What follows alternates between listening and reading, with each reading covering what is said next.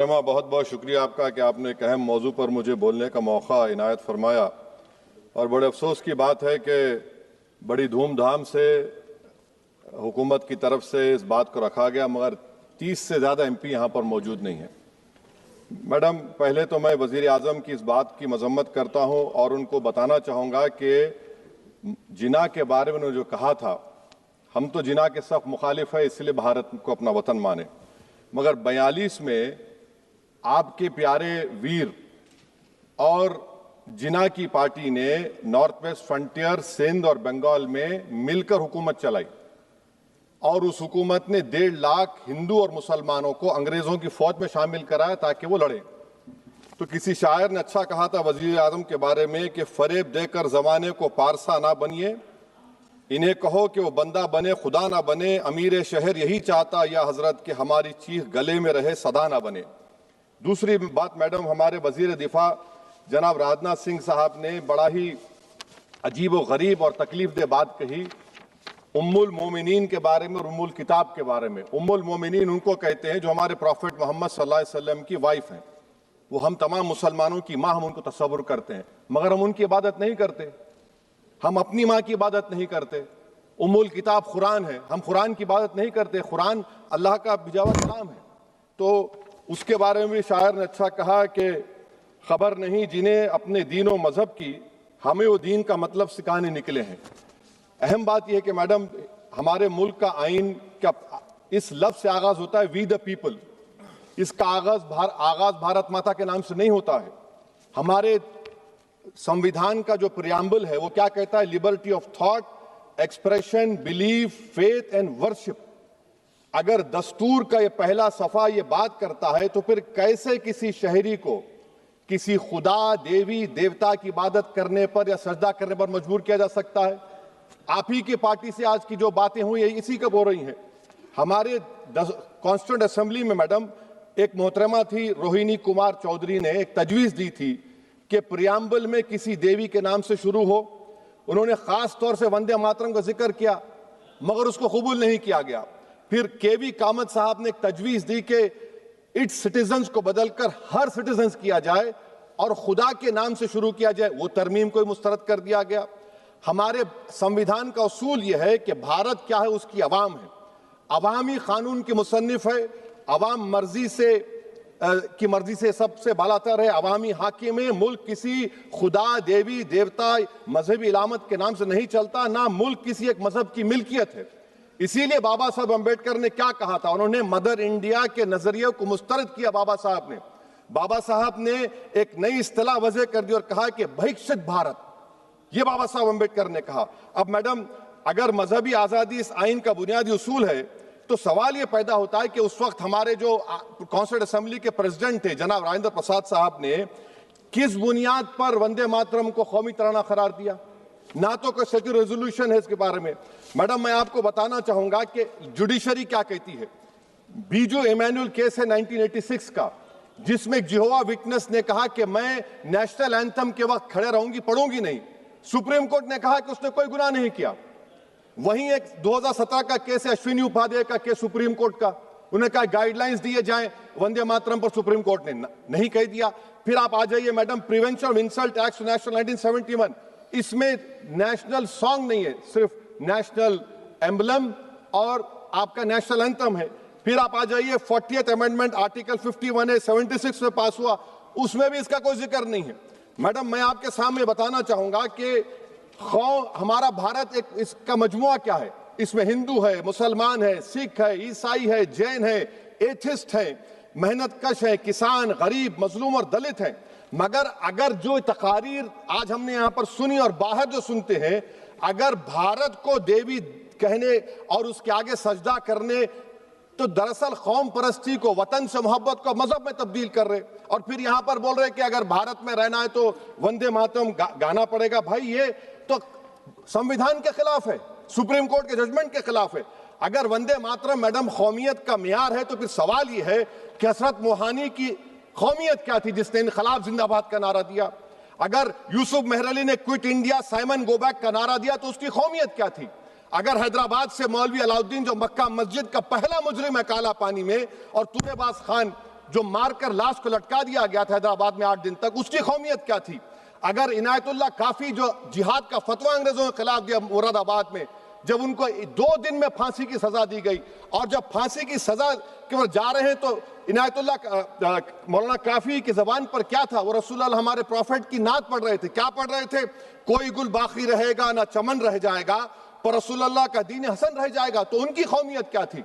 माल्टा की जेल में महमूदुल हसन, हुसैन अहमद मदनी 6 महीने माल्टा की जेल की ग्राउंड में पड़े रहे, उनकी कौमियत क्या थी?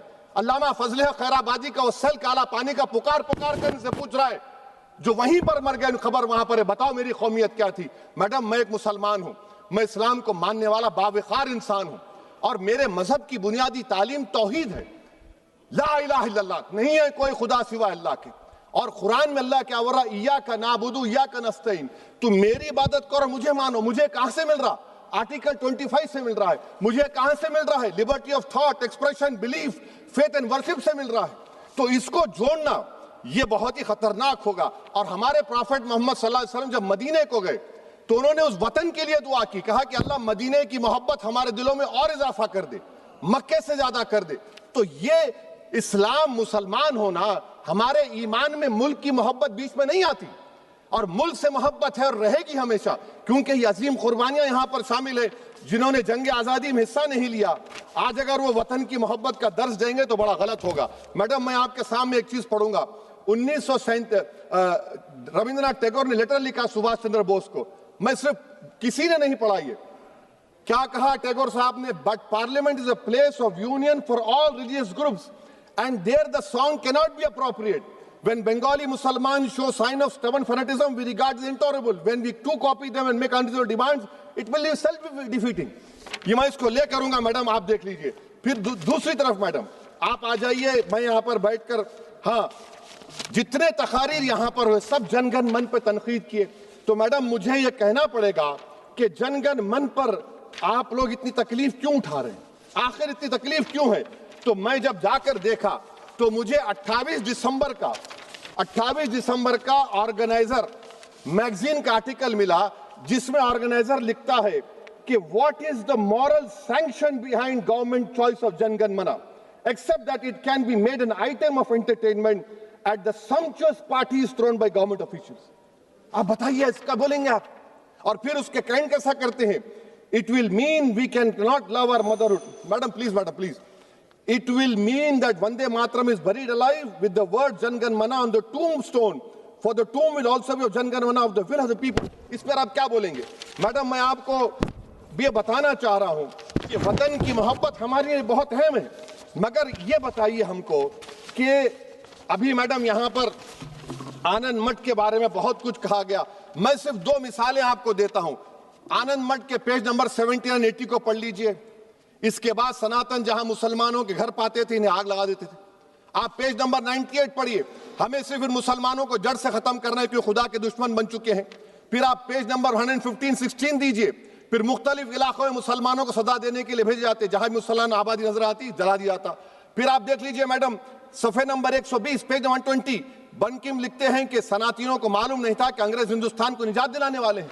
ये आप क्यों कर रहे हैं? अब आप मैडम, मैं आपको पेपर्स दे कर दूंगा। मैडम, भारत में हमारी आजादी इसलिए आई और बरकरार रही कि हमने मुल्क और मजहब को एक चीज नहीं बनाया। हमने ऐलान किया कि हमारी मुल्क मुख्तलिफ तबकात मज़ाहिब पर मुश्तमिल है। हमारे मुश्तरका तकदीर हमारी कौमियत का सरचश्मा है। यह खास जबान, सखावत, मजहब नहीं है। अगर वंदे मातरम का मतन कौम और मजहब को एक बना देता है, अगर हम इसे टेस्ट बनाते हैं वफादारी का, तो फिर मान लीजिए कि यह गांधी, अंबेडकर, टैगोर, बोस और लाखों आजादी के सिपाहियों की सोच को छोड़कर गोडसे की सोच की हिंदू कौमी परस्ताना, मैडम खत्म कर रहा हूं, हिंदू कौम परस्ताना को अख्तियार करेंगे। मुझे वतन से बेइंतहा मोहब्बत है मैडम, और इंशाल्लाह हमेशा रहेगी। मगर बावजूद इसके कि मेरी मस्जिद, मेरी इबादत गाह, मेरे कपड़े, मेरे कारोबार पर हमले होते, मगर मैं फिर भी कहता हूं कि वतन मेरा, हर वतन को हम छोड़कर नहीं जाएंगे। मगर हुब्बुल वतनी का क्या मुतालबा है? हुब्बुल वतनी ये कहता है कि वतन से मोहब्बत है तो जुल्म को खत्म करो, गरीबी को खत्म करो, बेरोजगारी को खत्म करो, जबर का खात्मा करो, अमन का गहवारा बनाओ, पाकिस्तान की दहशतगर्दी को खत्म करो, एक्सप्लॉयटेशन को रोको, शरारत को रोको, मुल्क के खिलाफ की जाने वाली साजिश खत्म करो। मैडम, भारत एक चमन है जहां पर हर फूल को खिलना चाहिए, और अगर कोई इस फूल का अगर पूरे फूल खिलेंगे तो उसकी खुशबू से ये वतन मुअत्तर होगा, मगर अगर इस चमन का माली ये कहेगा कि एक ही फूल खिलेगा, तो मैं जिम्मेदारी के साथ कह रहा हूं, अगर एक ही फूल खिलेगा तो वो सहरा बन जाएगा और माली माली नहीं रहेगा, वो जल्लाद कहलाएगा। तो इसीलिए मैडम हम उम्मीद करते हैं कि हुकूमत इस पर जोर जबर ना करे। मेरा राइट है, यकीनन मैं जानता हूं कि आजादी के लड़ाई में वंदे मातरम का नारा था, मगर अगर आप इसको जबर करेंगे तो ये संविधान के खिलाफ है। वफादारी का सर्टिफिकेट हमसे मत लीजिए मैडम, खत्म कर रहा हूं, वफादारी का सर्टिफिकेट हमसे मत लीजिए। आपके बुजुर्गों के कोई एक किताब में लिख के क्या लिखा है बता दीजिए, कहां पर क्या लिखा हुआ है। तो मैं मैडम मैं इस शेर पर अपनी बात को खत्म कर रहा हूं मैडम, मैं इस शेर पर अपनी बात को खत्म कर रहा हूं मैडम, मैं अपनी बात को खत्म कर देता हूं मैडम, क्योंकि आप बहुत जल्दी में हैं। कि भारत जिंदाबाद, हिंदू मुसलमान जिंदाबाद, दलित जिंदाबाद, ईसाई जिंदाबाद, आदिवासी जिंदाबाद, जो किसी खुदा को नहीं मानते वो भी जिंदाबाद, और मैडम सब पिछड़ा सब आ गया इसमें। तो हम उम्मीद करते कि इस रूह को आप समझेंगे अगर आप सिर्फ अपनी आइडियोलॉजी को लेकर चलेंगे। और आखिर में मैडम, जनाब बंकिम चंद्रा साहब के बारे में मैं आपके सामने डॉक्यूमेंट लेकर रहा हूं कि उन्होंने बीए का एग्जाम पास नहीं किया था, 7 मार्क्स से फेल हो गए थे, ये भी रख रहा हूं। तो आप जिसको लिटरेरी जायंट बता रहे ये नहीं है। बहुत बहुत शुक्रिया। धन्यवाद सभापति महोदया। मैं इस सदन का ध्यान